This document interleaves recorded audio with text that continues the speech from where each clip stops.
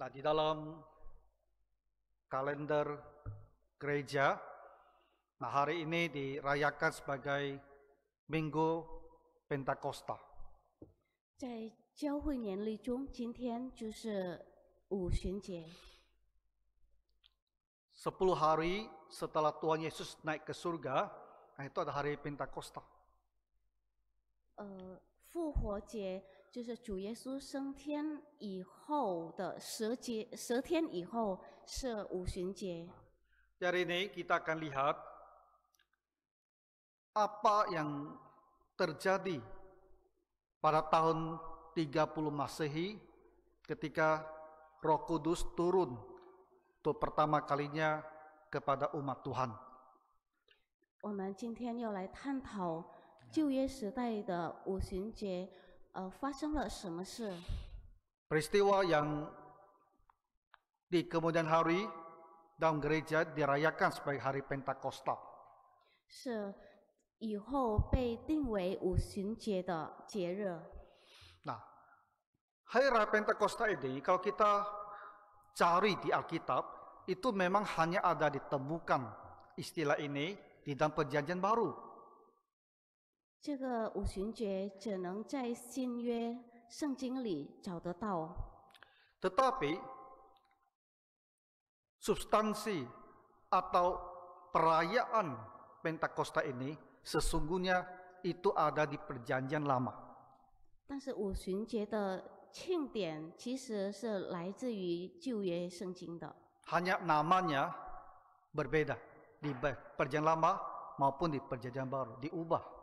只是名称不一样，被改了。 Di Perjanjian Lama dalam masyarakat orang Yahudi dahulu itu ada 7 hari raya besar.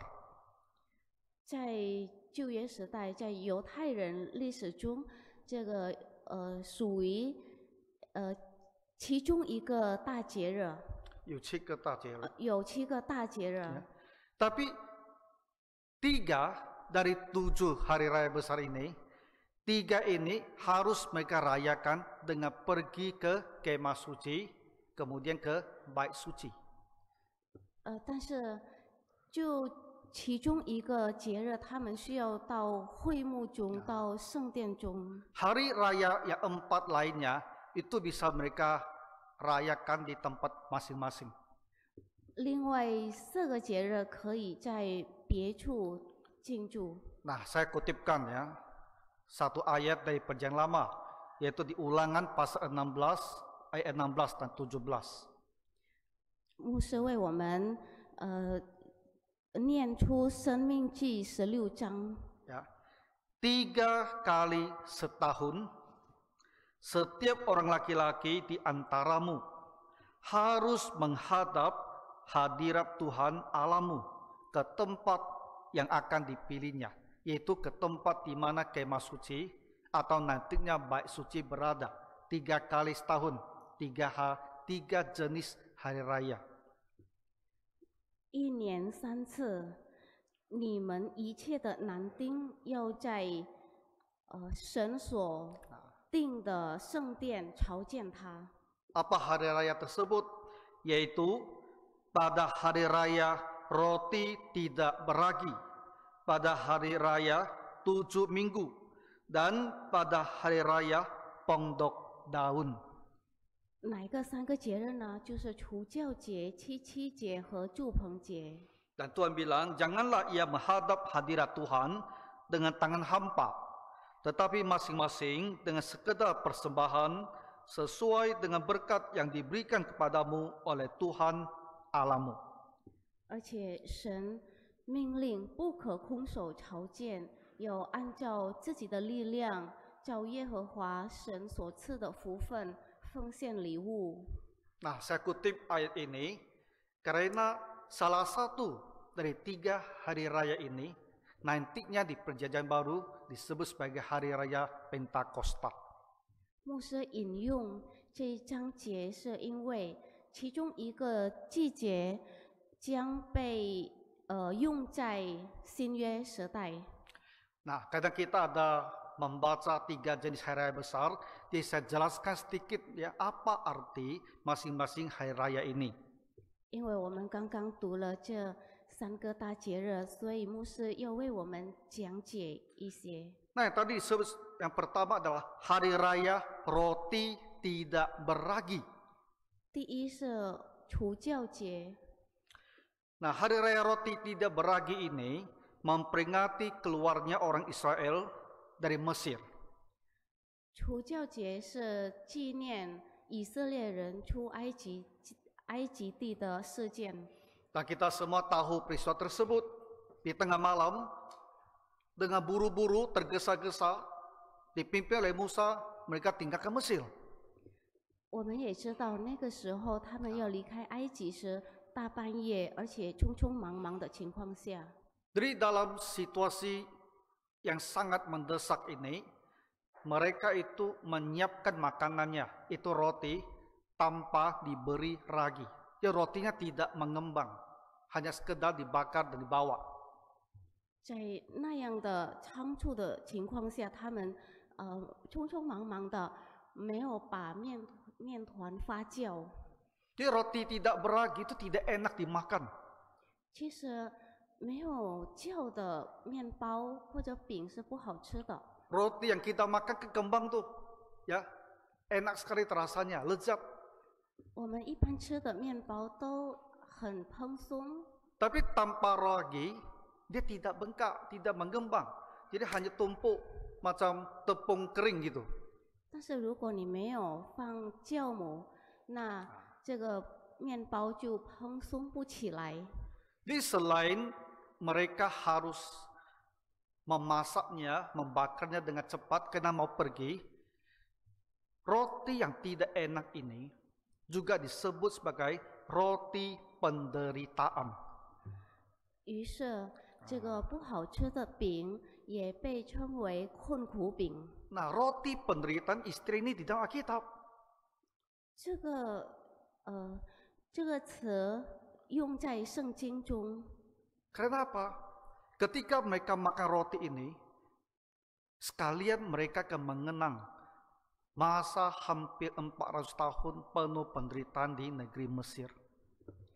每当吃这个困苦饼的时候，就纪念以前在埃及的400多年的困苦时期。 Nah, hari raya roti tidak beragi ini mereka rayakan atau mereka makan selama 7 hari berturut-turut. 这个除酵节的庆祝长达7天。 Kemudian kedua disebut lagi hari raya pondok daun. 第二个节日是祝棚节。 Nah, kalau kita dengan kata pondok, kita tahu pondok, gubuk, ya satu bangunan kecil yang dibuat dari daun. 我们提到棚的时候，就知道是一个小屋子。 Nah, hari raya pondok daun dirayakan setelah mereka panen. 祝棚节就是在收割以后的庆祝。 Jadi orang Israel akan bersyukur kepada Tuhan ya untuk rezeki, untuk hasil panen, untuk pelindungan Tuhan yang telah mereka terima. 以色列人是为了感谢上帝对神感恩，神的保护与眷顾。 Nah, sekaligus mereka juga mengenang 40 tahun di padang gurun, bagaimana Tuhan juga memberikan mereka makanan dan rezeki dan melindungi mereka. 同时，他们也纪念在旷野流浪生活中40多年。 Lalu tinggal satu lagi, yaitu hari raya 7 minggu. 然后还有一个节日叫做七七节。 Nah, kita tahu satu hari raya sangat besar bagi orang Israel disebut hari Paskah. 我们知道以色列人最大的节日叫做逾越节。 Nah, dalam bahasa Indonesia, Paskah itu punya 2 arti itu. 在印尼文翻译当中有2个意思。 Nah, bagi kita orang Kristen sekarang, kalau kita sebut Paskah, kita teringat apa? Kebangkitan Tuhan Yesus. 现在我们提到复活节，那就是主耶稣的复活。 Tapi di dalam perjanjian lama, Paskah sesungguhnya adalah merayakan mereka keluar dari Mesir.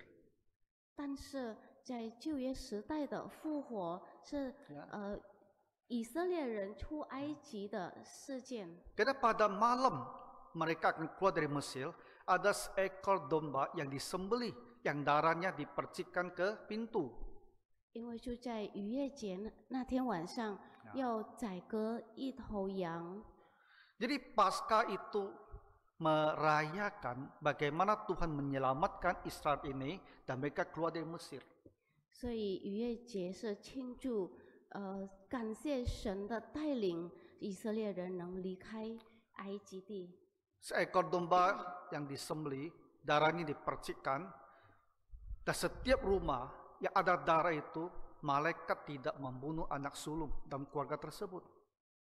以前把羊羔宰了，把它的血喷洒在门上。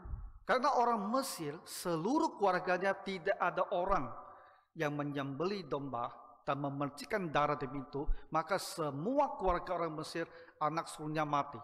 Dan keadaan begitu kacau itulah, orang Israel itu bisa tinggalkan Mesir.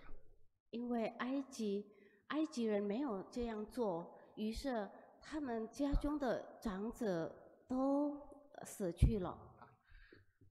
Setelah Paskah, hari Paskah, lalu mereka akan merayakan 7 minggu atau 49 hari. 逾越节过后，他们还要庆祝7个安息日。 Lalu hari berikutnya itu ada hari ke-50. 然后次日是第50天。 Dan hari ke-50 itulah mereka rayakan sebagai hari raya 7 minggu. 那么第50天，他们就称为七节。 Bapak Ibu bisa ikuti? 弟兄姊妹能听懂吗？ Saya ulang sekali lagi ya. Ada hari Paskah. 首先有一个逾越节， Satu hari. Lalu ada 7 minggu, 49 hari. 然后再过49天， Setelah 49 hari, hari berikutnya kan hari ke-50. 49天以后不就第50天了吗？ Hari ke-50 itu dirayakan sebagai hari raya 7 minggu. 那第50天就是被庆祝为七节。 Dan ke-50 hari raya 7 minggu di perjanjian baru disebut sebagai hari Pentakosta. 而在新约圣经中，这个七节被称为五旬节。 Kenapa disebut Pentakosta? 为什么要叫五旬节呢？ Karena Pentakosta adalah bahasa Yunani. 因为五旬就是希腊文， Dan Pentakosta adalah bahasa Yunani yang artinya ke-50. 因为在希腊语中，五旬代表第50。 Dan kita mungkin berpikir, kenapa tidak dipakai saja istilah Hari Raya 7 Minggu di Perjanjian Baru? Kenapa diubah jadi Hari Raya Pentakosta? Kenapa? 我们也许会想，为什么不要照做用七节？为什么又改成五旬节呢？ Itu ada latar belakang sejarahnya, kenapa nama itu berubah. 这个它是有历史背景的。 Nah, kita tahu orang Yahudi, orang Israel, setelah mereka kembali dari pembuangan, akhirnya mereka dijajah oleh bangsa apa? Setelah Persia, mereka dijajah oleh bangsa Yunani. 我们知道以色列民族从被掳地回来，他们就被统治，首先是波斯，然后是希腊。 Dan Yunani adalah satu kekaisaran yang sangat besar dan mempunyai kebudayaan yang sangat tinggi sekali. 希腊是一个很文明的帝国， Jadi budaya dan filsafat Yunani itu menguasai seluruh daerah yang mereka kuasai, termasuk daerah Israel.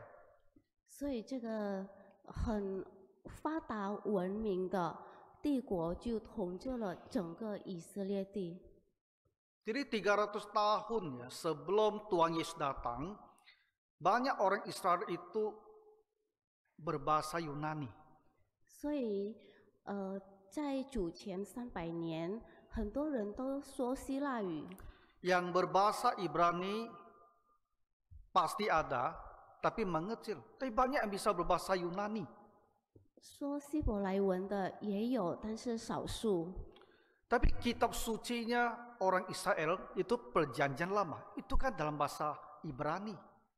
可是以色列人的圣经是用希伯来文的。 Jadi untuk membantu orang Israel ini yang berpendidikan Yunani bisa membaca kitab suci mereka dengan lebih baik, maka kitab suci perjanjian lama diterjemahkan dari bahasa Ibrani ke dalam bahasa Yunani. 所以为了帮助这些说希腊文的以色列人，那么犹太人就把这旧约圣经翻译成希腊语。 Perjanjian lama dalam bahasa Yunani itu disebut sebagai Septuaginta. 在旧约圣经，这个翻译叫做七十舍译本。 Disebut Cise karena yang terlibat itu adalah 70 orang menerjemahkan. 为什么要叫七十？因为有70名去翻译。 Para penerjemah Septuaginta ini, mereka tidak hanya menerjemahkan seluruh kitab di perjanjian lama. 他们不仅翻译了旧约圣经， Nah, pada masa itu, dalam masyarakat Yahudi, itu juga ada kitab sejarah, ya kitab kepahlawanan pribadi-pribadi. 那个时代，他们也有一些文学作品， Antara lain adalah kitab Tobit. Tobit itu satu nama pribadi. Kitab Makabe. Makabe itu ada keluarga Makabe. Ya sejarahnya bangsa Israel. Makabe ada keluarga yang memerdekakan mereka dari penjajahan Yunani. 比如多比亚传，还有马加笔记。 Nah, lalu ketika para penerjemah Septuaginta ini menerjemahkan kitab Tobit dan kitab Makabe, mereka menggunakan kata Pentakosta untuk menerjemahkan hari raya 7 minggu. 所以这两本书已经翻译完成了以后，他们使用了五旬来代替七七。 Jadi ketika masa Tuhan Yesus, para rasul juga termasuk Rasul Paulus, ketika mereka mau merayakan hari raya 7 minggu, mereka sebut sebagai hari raya Pentakosta. Itu latar belakangnya.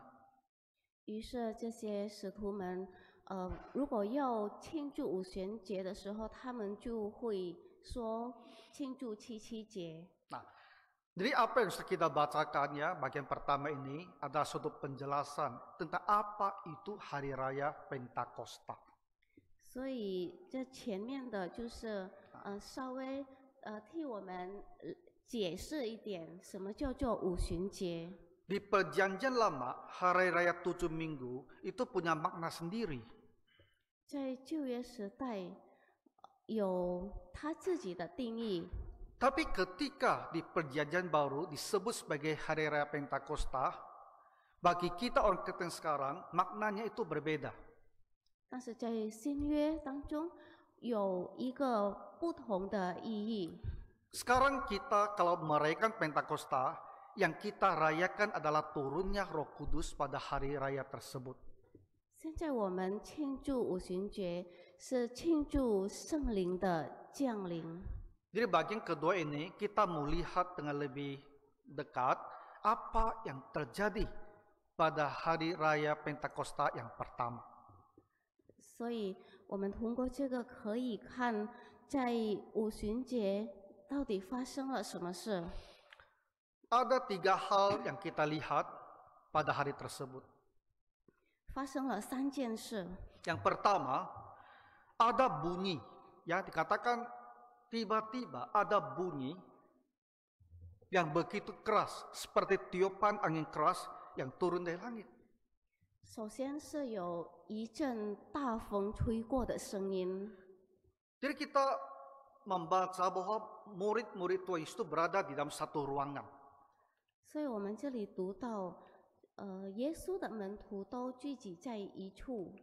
Nah, tanpa mereka sangka-sangka, tiba-tiba mereka mendengar bahwa dalam ruangan itu ada bunyi yang begitu kuat bertiup.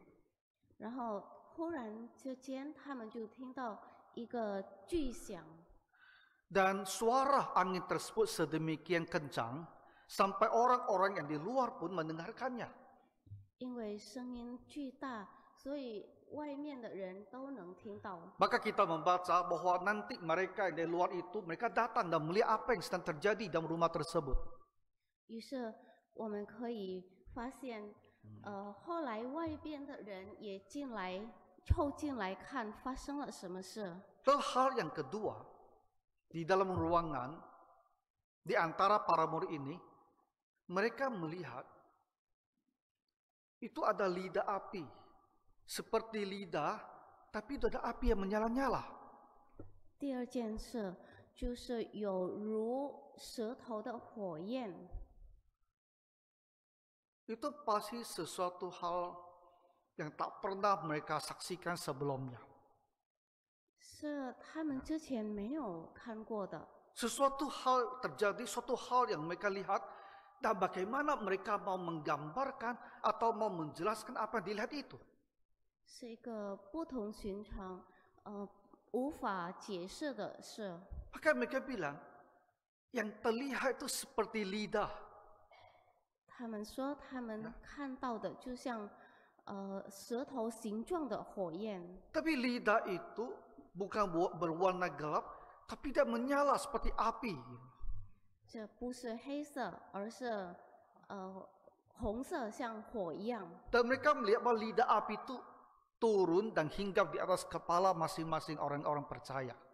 而他们看到这火焰就降到信徒的头上。 Dan mereka bilang, walaupun itu kelihatannya itu seperti lidah api, menyala-nyala, ternyata tidak membakar. 虽然看起来像火焰，但是不会伤害人。 Itu sesuatu hal yang begitu luar biasa yang tak pernah mereka alami sebelumnya. 这是一个很奇妙的、很不可思议的。 Jadi pada kali pertamanya, Roh Kudus turun ke atas umat percaya, orang percaya, itu disertai oleh angin yang sedemikian kencang, dan ada api seperti lidah yang turun menghinggap di atas kepala orang-orang percaya. 所以那是第一次圣灵的降临，如同大风吹过，如同石头的火焰降临到个人的头上。 Hal ini tak pernah terulang lagi di dalam 2000 tahun sejarah gereja, tak pernah terulang. 在教会历史的2000年也没有被重复过。 Dalam sejarah gereja ada waktu yang kita sebut sebagai masa kebangunan rohani. 教会历史叫做复兴时代， Tetapi pada masa yang sangat-sangat penuh dengan pertobatan, orang-orang benar-benar bertobat, berubah ikut Tuhan, tak pernah ada juga pengalaman seperti ini yang kelihatan. 哪怕在虔诚的信徒也没有经过这样的经历。 Nah, hal yang ketiga adalah mereka ini tiba-tiba bisa berbahasa dalam bahasa-bahasa lain. 第三件事是，这些人突然会用别国语言来讲话， Mereka disebut berbahasa lidah. 他们被称为说方言， Dan bahasa mereka itu adalah bahasa manusia. 而他们所说的是人类的语言， Karena orang-orang di situ yang mendengar, mereka memahami apa yang dikatakan oleh para rasul. 因为众人都能听明白使徒们说的。 Dan firman Tuhan memberikan kita sudah daftar, orang-orang ini berasal dari 15 daerah yang berbeda-beda. 然后圣经也记载，这些人都来自15个不同地区的人， Dan mereka masing-masing mendengar suara di dalam bahasa mereka sendiri. 而且他们也听到他们自己使用的语言。 Kalau dalam contoh di dalam jamaah kita, saya mendengarkan bahasa Mandarinnya, ada yang mendengarkan bahasa Nias, ada yang mendengarkan bahasa Batak, ada yang mendengarkan bahasa Jawa, ada yang mendengarkan bahasa mungkin orang Timur. Semua mendengarkan dalam bahasa mereka. 15 daerah. 我们打个比方，就比如在我们教会当中，我们每一个人听就自己的方言。 Roh Kudus turun, lalu murid-murid ini bisa berbahasa dalam bahasa orang-orang berbeda-beda. 圣灵降临，使这些使徒们可以用别国语言来说话。 15 daerah dari Timur Tengah, dari benua Afrika, dan dari benua Eropa. 这个15个地区包括来自中东的、非洲和欧洲的。 Nah, nama-nama yang kita baca di Alkitab tadi, kita mungkin merasa tidak kenal nama-nama itu daerah mana. 像那些我们刚刚读的地名，我们都不太认识。 Ya, kita bisa kategorikan nama-nama ini dan setarakan dengan negara yang ada pada masa sekarang. 我们可以按照这些地名，然后符合现在的国家名字。 Umpamanya Partia, Media, dan Elam. Ini ada 3 daerah yang sekarang berada di negara Iran. 比如帕提亚、马代、以兰，这些地方都在伊朗。 Mesopotamia ada satu wilayah yang sangat besar. 米索波大米是一个特别大的地方。 Mesopotamia itu berasal dari 2 kata, Mesos dan Potamos. Bahasa Yunani, Mesos adalah di tengah dan Potamos adalah sungai. Di tengah 2 sungai. 米索波大米分成2个字，来自希腊文，米索是上面，中间。 Satu wilayah besar di antara sungai Tigris dan sungai Efrat. 是一个特别大的地方。 Nah, sekarang Mesopotamia itu ada di mana? 现在米索波大米在哪里？ Itu negara Irak, Kuwait, dan Syria Barat. 那就是在伊拉克、科威特和叙利亚西部。 Lalu disebut lagi Kapadokia, Pontus, Asia, Frigia, Pamfilia. Ini ada di mana? 然后再提到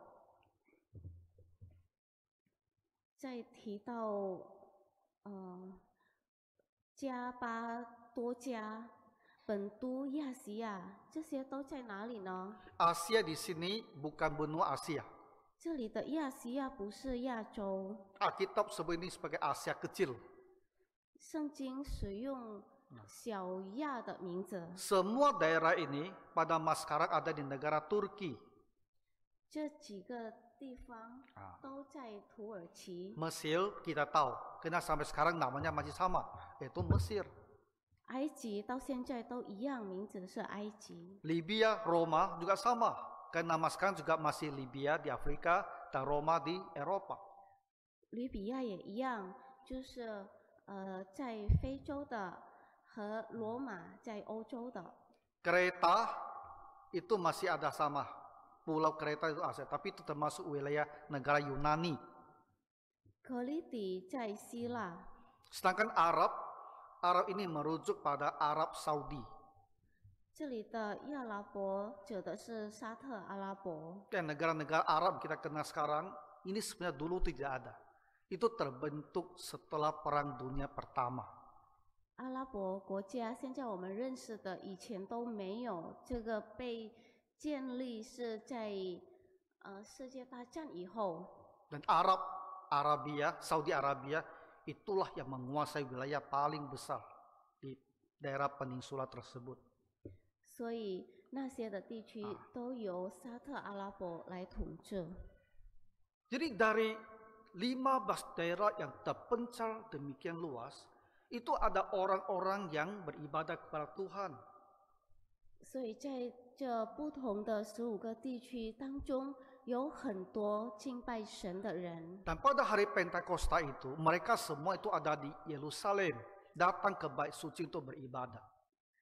那个时候，他们都在耶路撒冷要来圣殿敬拜神。 Dan mereka bilang, kami mendengar para rasul berbicara dalam bahasa daerah kami masing-masing. 而他们说，他们听见使徒们用他们自己的家乡话说话。 Dan yang mereka dengar, apa yang mereka dengar itu jelas. Beritanya itu jelas. Itu hal-hal besar yang dikerjakan oleh Tuhan. Itu kisah tentang Tuhan Yesus. 而且他们说的很清楚，都是讲述神主耶稣的作为。 Jadi dari kisah para rasul ini, pada hari Roh Kudus turun dan para rasul bisa berbahasa lidah, kita lihat dengan jelas sekali bahasa lidah di Alkitab adalah bahasa manusia. 所以从这个五旬节事件发生的事，我们可以知道，方言指的是人类的语言。 Sebuah bahasa itu mempunyai jumlah kosakata yang banyak.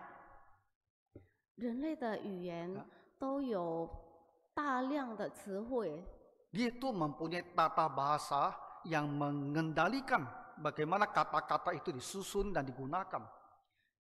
人类所用的语言肯定有不同的语法。 Dan dalam sebuah bahasa manusia, ketika dipakai itu ada intonasi yang berbeda. 而且只要是人的语言，说出来肯定有语调。 Nah, jadi sebuah bahasa mempunyai 3 unsur ini. Kosakata yang banyak, tata bahasa, intonasi. 所以人类使用的语言应该包含词汇、语法和语调。 Itulah sebabnya kita menolak bahasa lidah di gereja karismatik pada masa sekarang. Karena itu bukan bahasa. 这就是为什么我们不认可在灵恩派教会中说的方言。 Bahasa lidah yang diakui diucapkan di gereja karismatik itu ada bunyi-bunyi yang tidak punya makna. 因为他们所发出的只是一种毫无意义的声音， Tak ada kosakatanya, tak ada tata bahasanya, tak ada intonasinya. Itu sama saja begitu. 没有词汇，没有语法，语调也一样。 Jadi maka dalam gereja kita tidak berbahasa lidah. Karena bahasa lidah sudah tidak diberikan kepada jemaat orang Kristen pada masa sekarang.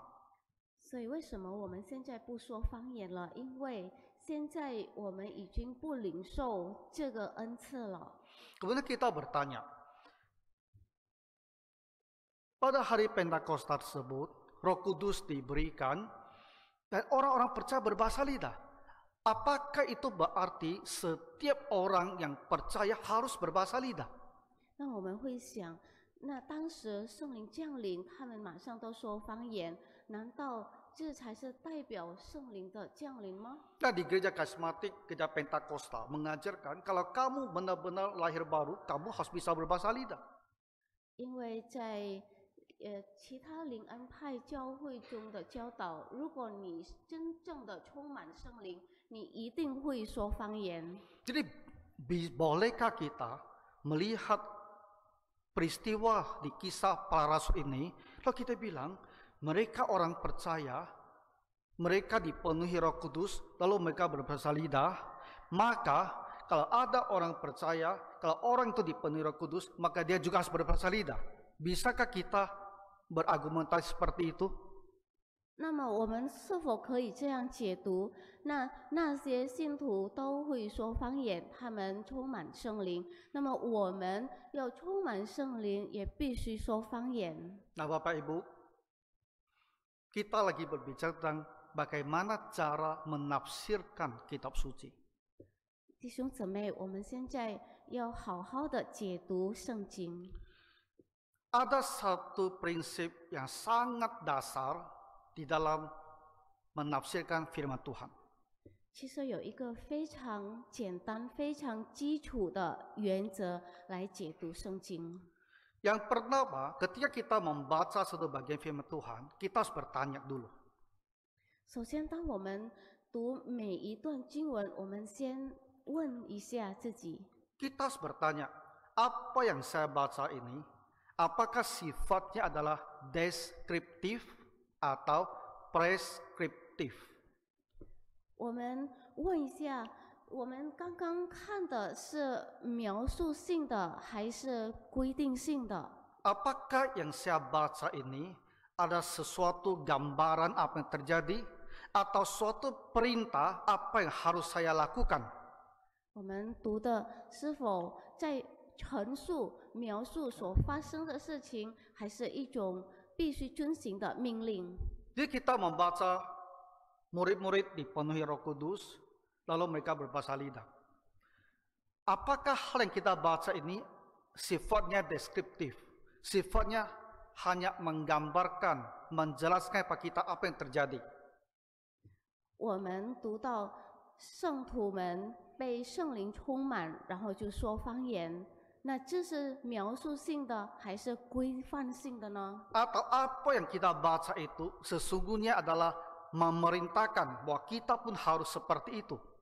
我们所读的这个是不是在命令我们必须模仿这样做呢？ Nah, banyak hal kalau hanya merupakan sebuah gambaran atau suatu berita apa terjadi, itu sesungguhnya hanyalah deskriptif. Hanyalah menggambarkan, menjelaskan apa yang terjadi. Tidak bermakna, itulah yang harus kita lakukan. 圣经上很多记载只是陈述给我们，讲述当时的情形，不一定要去模仿。 Tapi perintah lainnya seperti kamu harus mengasihi, itu sifatnya preskriptif. Artinya ini yang harus kamu lakukan. Jadi ketika kita baca, maka kita harus melakukan apa yang diperintahkan. 但是有的教导就属于规定性的，比如让我们互相关怀。 Dengan demikian, kita tak bisa membaca para rasul berbahasa lidah. Itu artinya saya juga harus berbahasa lidah. Bukan. Karena bagian ini sifatnya hanyalah deskriptif. Sifatnya hanya menggambarkan apa yang terjadi. Bukan perintah apa yang harus kita lakukan. 所以我们不要理解为使徒们会说方言，那我要圣灵充满也必须要说方言。 Nah, kadang-kadang kita bertanya, kenapa sama-sama orang Kristen, sama-sama membaca kitab suci, kenapa penafsirnya berbeda? Kenapa? 有时候我们也会莫名其妙，为什么同样是基督徒，但是解读出来不一样呢？ Lalu ada orang bilang, Alkitab bisa ditafsirkan masing-masing karena punya arti yang berbeda-beda. 也有人说，圣经可以随便解读， Tak, Alkitab hanya punya satu arti. 其实不是，因为圣经只有一个含义。 Kita yang salah tak bisa membedakan mana yang deskriptif, mana yang preskriptif. Itu saja isunya. 如果我们分不清哪一个陈述性，哪一个是规定性，那是问题在我们。 Selanjutnya kita mau melihat satu hal di sini. 然后我们再看一件事， Kita lihat apa yang dilakukan para rasul ketika mereka dipenuhi oleh Roh Kudus. 我们看这些圣徒们被圣灵充满的时候，他们做了什么？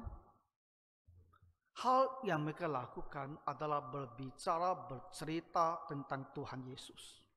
他们所做的就是讲述神的大能作为。 Dan pada hari itu 3.000 orang yang mendengar, mereka langsung percaya dan dibaptis. 而且当天有3000人当天悔改受洗。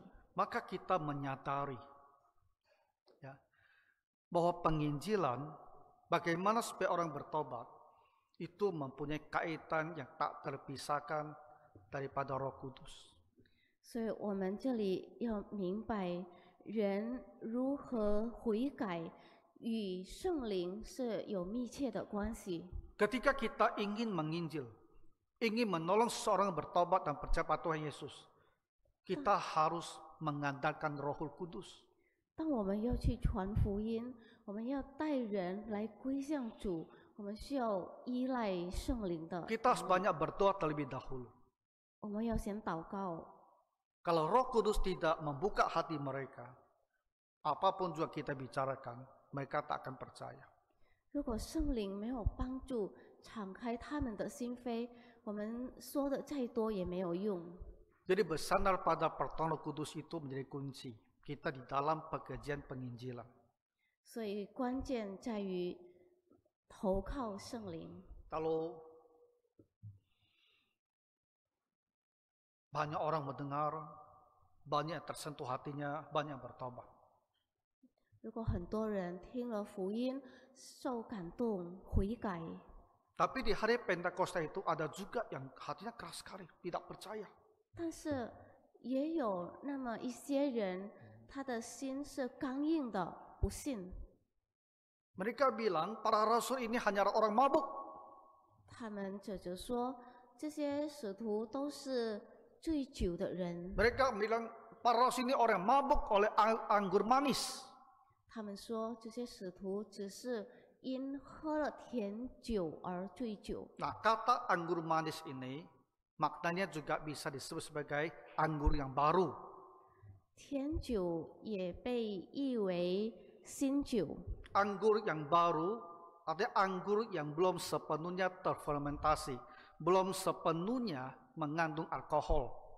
是新酒，还没有完全发酵的酒，还没有含酒精的酒。 Dan kata lain ini hanyalah anggur yang alkohol kandungannya masih rendah sekali karena masih baru. 也就是酒精含量非常低的葡萄酒。 Jadi ketika mereka bilang ini orang-orang mabuk oleh anggur manis, itu sebetulnya adalah penghina sangat besar. 于是他们说，这些人因灌了新酒而醉酒，是一种非常严重的侮辱。 Kalau kita minum wine, anggur ya dengan kandungan alkohol yang tinggi sekali, mungkin satu gelas saja kita udah mabuk. 如果我们喝含酒精很高的酒，那可能只需要一杯就醉了。 Tapi kalau kita minum kaleng bir yang kandungannya tidak begitu tinggi, ada orang minum 2 lusin masih belum mabuk. 但是 Betul kan? 如果你喝的是啤酒，你喝了2打也未必犯罪。 Jadi ketika mereka ini bilang para rasul ini mabuk oleh anggur baru, oleh anggur manis, itu maksudnya ya mereka ini pemalas ya, pagi-pagi sudah minum begitu banyak gitu loh. Minum anggur yang alkoholnya sedikit saja sampai mabuk, berarti harus minum berapa banyak. 所以意思就是他们指责这些使徒们一大早就出来喝酒，而且喝了很多，喝到烂醉。 Nah, orang yang minumnya begitu banyak, itu biasanya hanya orang yang tak berguna. 多喝的人基本上都不是有用处的人。 Jadi ada unsur sangat sinis ya, penghinaan, merendahkan sekali terhadap para rasul. 所以在这里是在讥讽、在贬低这些使徒们。 Tapi Petrus bilang, hari baru jam 9. Siapa yang bisa mabuk seperti itu? 但是彼得说，人现在刚到已出，早上9点， Jam 9 itu masih pagi sekali. 早上9点还很早， Semua orang pagi bekerja. 大家都在工作。 Orang tuh hanya minum setelah selesai bekerja, sudah istirahat. 人喝酒是工作完了才喝。 Jadi Petrus maksudnya adalah jangan menuduh seperti itu. Ya, siapa yang bangun pagi-pagi langsung minum? Orang bangun pagi bekerja. 所以彼得的意思是你不要随便指控人。 Nah, kita lihat, meskipun ada hal yang begitu luar biasa terjadi, ya, ada angin sedemikian kencang yang mereka dengarkan sampai mereka datang ke rumah itu melihat apa yang terjadi. 所以说，哪怕有发生这么伟大的事情，有那么巨大的声音， sekalipun ada roh turun seperti lidah api yang menyala-nyala, 哪怕有如舌头的火焰降临， hal-hal yang umumnya tidak disaksikan, suatu hal yang luar biasa. 也不是一般都能看到的事件。 Dan ketika mereka mendengar para rasul dengan akal sehat tapi bisa berbahasa dengan bahasa yang lain, mereka tetap tidak percaya bahwa ada Tuhan di tengah-tengah mereka. 就算他们已经在清醒中听到使徒们为神大功的作为说 Mereka 话， ini pasti mendengar juga apa yang dikatakan oleh para rasul, maksudnya. 他们其实也听到了使徒们的话。 Ya kan mereka ini orang Yahudi, dan firman Tuhan mengatakan mereka dari Yehuda, dari Yerusalem. Mereka tahu apa yang diucapkan oleh para rasul itu juga.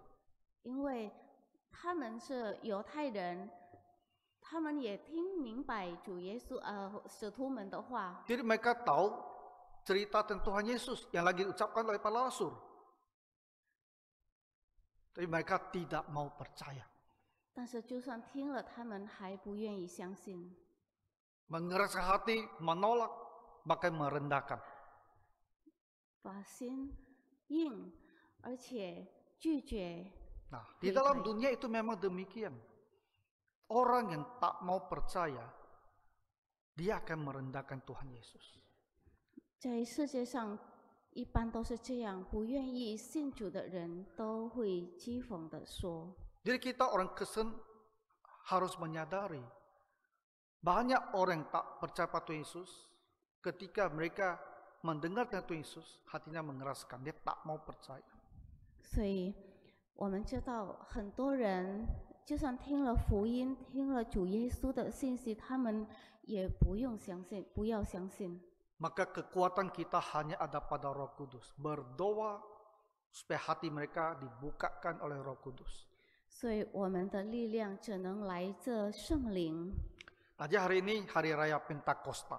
今天是五旬节， Dan kita melihat gambaran apa yang terjadi pada hari tersebut. 我们也看到当时发生的事情。 Kuncinya adalah pada turunnya Roh Kudus. 关键在于圣灵的降临。 Dan dengan Roh Kuduslah 3.000 orang bertobat. Dan dengan Roh Kuduslah kita bisa menolong banyak orang untuk percaya kepada Tuhan Yesus.